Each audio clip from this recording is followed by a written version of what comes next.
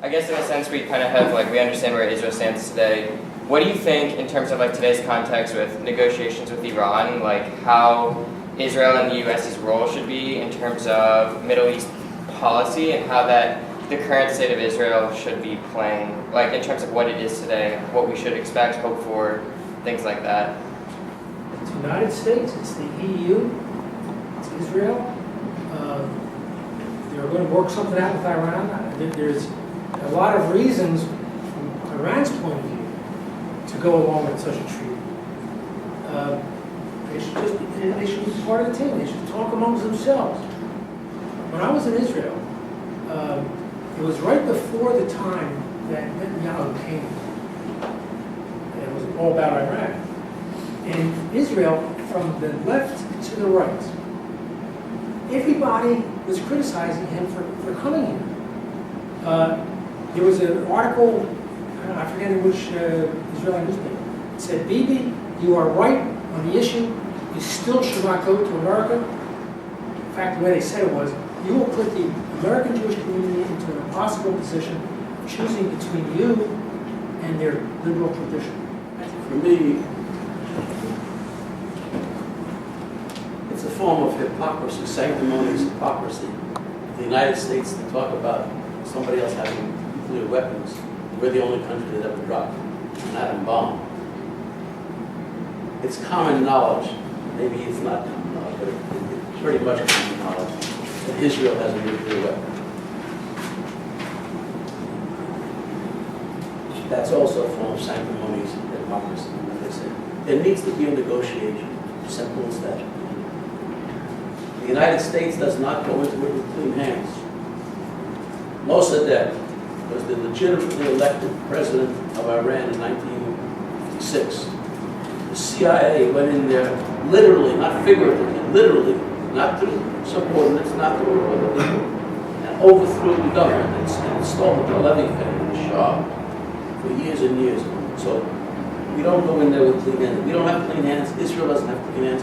I don't approve of a lot of things that I read, but the only way to resolve it is to have a negotiation.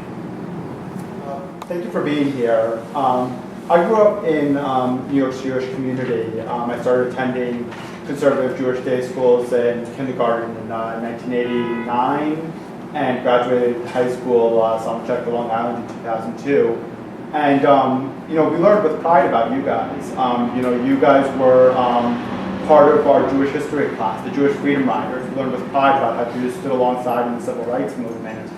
And of course, as I grew up and learned some more, I learned that the Jewish community was a little more divided than we had learned of at the time. But still, since that was my education growing up, it came to me as quite a shock when I see you guys on tour now. These people who we learned right alongside the people who fought in the Warsaw Ghetto Uprising, and right alongside the tradition of the Triangle Factory workers, and Rabbi Hillel, and this kind of great Jewish tradition of pursuing justice. It's shocking for me to see such strong rejection of you coming from organizations like Hillel, which claim to represent Jews of all types, of all political and religious persuasions. I'm wondering if, from your perspective, having seen a more divided Jewish community, having lived through a more divided Jewish community, you see this as a deviation from the history of the Jewish community, or whether you see this as the continuation of longer-standing divisions within the Jewish community. Well, I think Larry touched on this. I mean, when we were growing up, this kind of loyalty to Israel was not required. And people were very denying about it. I remember when I was in high school, they would remember some Hashomer Hatzayir. They used to come to high school with their blue shirts with the laces. Do you want to go to Israel? Do you want to, And I said, no, I'm not interested. Oh, fine. It wasn't this incredibly hysterical kind of attitude. But I think there always have been divisions. I think there were just different ways of dealing with these divisions. Einstein, for example, did not believe in the creation of the state of Israel. The difference now, between now and then, is that nobody knows that now. Yeah. Then they knew it. He was writing letters. He was writing letters to the New York Times. And there were always debates. But now it's taken a sinister turn, because your very personhood is challenged if you make a criticism. And then believe you me, they're not polite about it. And they're completely hysterical. And I actually have never seen such hysteria. I never even saw it in the South. The white people would try to kill me, but they weren't hysterical. They would try to kill you. And they would try to kill you. But here, ordinary, rational people within 1 second become lunatics. And they hear these terrible stories, people storming out of their seders. And people, don't talk to Aaron, say it about Israel, don't say a word about it. That goes on all the time. I think that's new. When I say new, I mean 20 years. Yes, 20. I have a lot of faith in psychologists. I think that they're onto something. And I think the hysteria is going in direct proportion to the fact that basically underneath all of this, people know this is wrong.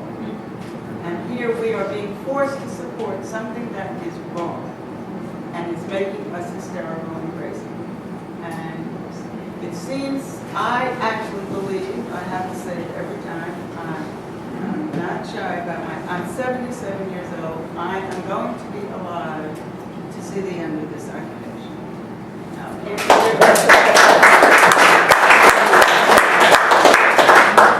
Who knows what is going to happen? Really up to the people who live there. We can talk all we want about this. But people know deep down there was something horribly wrong. If you grew up in this kind of ethical Jewish environment, there are things you do not do. You do not kill civilians. That's all. You do not kill civilians. And you do not tear up the fruit trees. I actually went south. I went south for the money. We got paid $10 a week, $9.65 after taxes. A week? A week. But I was paid by the Shalom Aleichem Club of Philadelphia. That's my point. I went from a Jewish group. It was not a Zionist group. It was a secular Canadian group. There was discussions of Israel from all points of view. And without a second thought, I think Dorothy was right. It has taken the Likud types, and I would argue for economic reasons, about 20 years to gain hegemony over the Jewish community. When I say for economic reasons, there's something like 20 families that run Israel, that own Israel, so it's to their advantage. The Jewish community should be in lockstep with them. And they also know that the Jewish community won't be if the Jewish community is allowed to become aware of and discuss realities on the ground. So they shut off the world. I'm not really sure. I'm not clear. What I do know is that we have to focus on the occupation. That is where the focus should be. Nonetheless, it's important to figure out where you stand on this. There needs to be discussions. There are discussions, there's not complete agreement among the three of us. One state, two states, federation, what have you, we don't know. Well, I know, but they don't. They're quick stuff. But the point is, this occupation is a blot on our escutcheon. It must be ended. It is filthy. It's just awful. I just want to say I'm honored to be in you all's presence. I actually watch civil rights documentaries. I read books about civil rights all the time. And I've never met any freedom riders. And to me, you all are heroes in my eyes. Even though you all are not talked about individually. Oh, yeah. I really commemorate you all. But you talked about planning, how it was a big group, to help organize the push the civil rights movement through. And I was just going to ask, do you think those same tactics could be used today to help, not only the people in America, but also in Israel? You mean things like sitting in? You mean like demonstrations and things like that? I see no reason why not. It has to be, the tactic has to be adapted to the issue. I'm hoping that the people in Israel come to their senses. And then they will have to lay down on the street. And they will have to say, no, this government does not support it. Over here, what we're going to have to do, whether you're whatever race, whatever ethnicity, we have got to stop paying the bill. We are paying for all of this. Our taxes are paying for it. We're going to have to stop it. We're going to have to join organizations that tell the Congress people, no, we are not paying for this anymore. That requires many people. And we don't have very much money. They have this is my theory, guys. They have the money, they have the tanks, they have the drones, they have the bombs. There's only one thing that they don't have. One thing we have, and that's us. And they can't do anything without us. So we have to organize. That's exactly what we have to do. The only thing that's ever changed the world is people getting together and staying together over a long period of time. And mostly they lose. Mostly people lose until they win. That lesson, for many years, I think, was lost.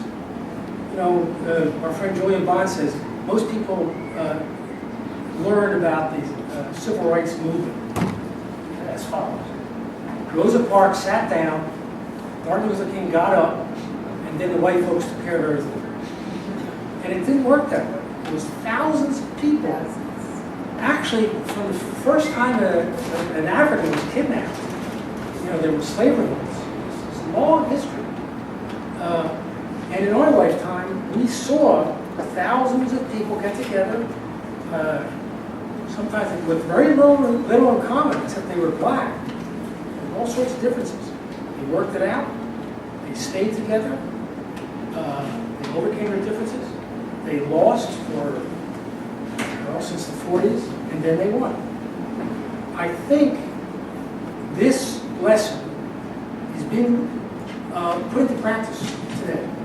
Black Lives Matter, Hands Up Coalition,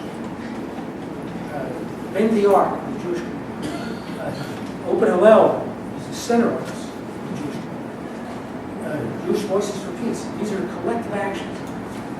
And it's being learned in Palestine. When I was there, we were talking about the 10 of Nations Forum, where we planted the trees. I was joking that we weren't very good at it, but we did what we could. It's not only a working farm, which it is, it grows food. It's a center for creative nonviolence. The person that owns it, the Nasser family, are Christian pacifists. And that farm is used to bring Israelis and Palestinians together to talk. It's south of Bethlehem. It's on the West Bank. There's a movie out that if you can get it, I would really recommend. It's called Boutros. It's about a village, a Palestinian village, where the Israeli government came and they wanted to build a wall that would separate where people live from their olive orchards, which is how they made the living. And through nonviolent action, through sitting in front of the bulldozers and other ways, they not only got a lot of support, they got the Israeli government at least to move the wall. We preferred not to build it ultimately, but they did that. And lastly, I was talking about being blocked when we were trying to walk down Shahada Street in Hebron. Shahada Street is the main drag in Hebron, and Palestinians are not allowed to walk down. It's closed, and it was closed to us too. There are almost weekly nonviolent demonstrations of people starting to walk down it, people sitting in.